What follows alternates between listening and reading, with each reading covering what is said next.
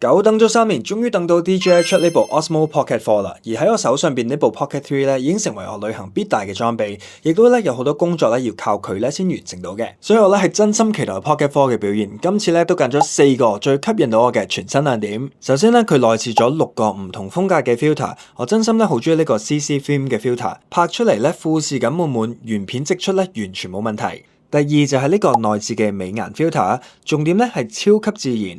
另外喺唔夠光嘅時候咧，仲有呢個磁吸補光燈，唔好睇佢細細個，拍起片上嚟真係超級好用。第三個超級大躍進嘅亮點咧，就係佢嘅相機咧由940萬像素一嘢咧就跳升到3700萬像素，細節咧同埋質感都出晒嚟。而係呢啲相咧就係之前喺直島影嘅。而影片規格方面咧，依家仲可以支援埋 4K 240格添。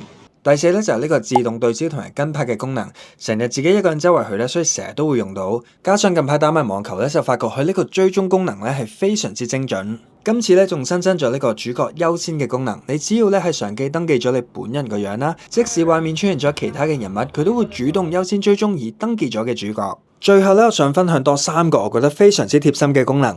第一咧就係呢個手勢識別，你只要舉起你嘅手掌，佢就會開啟呢個跟拍嘅功能。而當你舉起 V 嘅手勢咧，佢就會開始影相或者錄影。第二咧就喺熒幕下邊新增咗2個按鈕，除咗可以方便變焦之外咧，仲可以指定一啲功能，令到成個操作咧更加符合自己需求。最後就係內置107GB 嘅 memories， 即使咧有時唔記得帶 SD 卡或者 SD 卡 full 咗咧，都可以確保拍攝可以繼續。